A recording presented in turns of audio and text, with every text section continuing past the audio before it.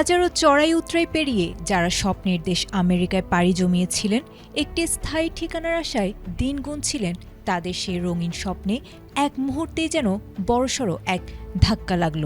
আইনি পথে হেঁটেও হুট করে যেন এক অনিশ্চিত গোলকধাঁধায় পড়ে গেছেন লাখ লাখ বিদেশি নাগরিক। ওয়াশিংটনের নেয়া সাম্প্রতিক একটি সিদ্ধান্ত রাতারাতি বদলে দিয়েছে বছরের পর বছর ধরে চলে আসা এক চিরচেনা নিয়মকে, যা প্রবাসীদের যাপনচিত্রকে আমূল পাল্টে দিতে বাধ্য করেছে।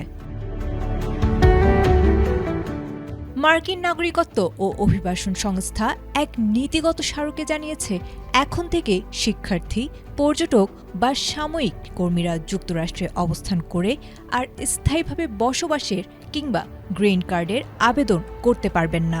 বিশেষ কিছু মানবিক পরিস্থিতি ছাড়া অ্যাডজাস্টমেন্ট অফ স্ট্যাটাসের এই সুযোগটি পুরোপুরি বন্ধ করে দেওয়া হয়েছে।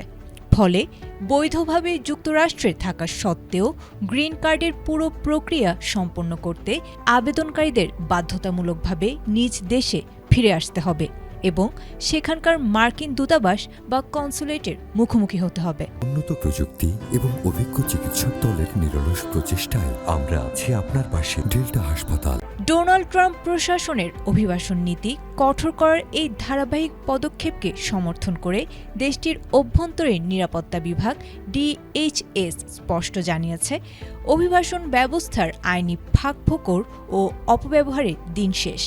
তবে এই কঠোর নীতির তীব্র সমালোচনা করেছে মানবাধিকার ও অভিবাসী অধিকার রক্ষা বিষয়ক আন্তর্জাতিক সংগঠনগুলো।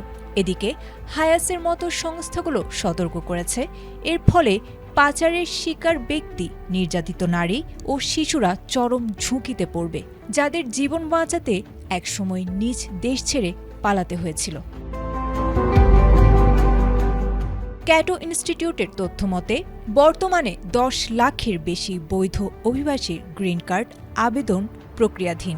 সাবেক USCIS কর্মকর্তাদের মতে, এই আকস্মিক নীতি পরিবর্তনের ফলে হাজার হাজার পরিবার ও মার্কিন নিয়োগকর্তারা চরম বিপাকে পড়বেন। একদিকে প্রশাসন যখন একে দীর্ঘমেয়াদী জোট কমানোর ন্যায্য উপায় বলছে, অন্যদিকে বিশেষজ্ঞরা একে দেখছেন বৈধ অভিবাসনকে সুকৌশলে সংকুচিত করার একটি আগ্রাসী প্রয়াস হিসেবে। আয়েশা আক্তার, ATN বাংলা।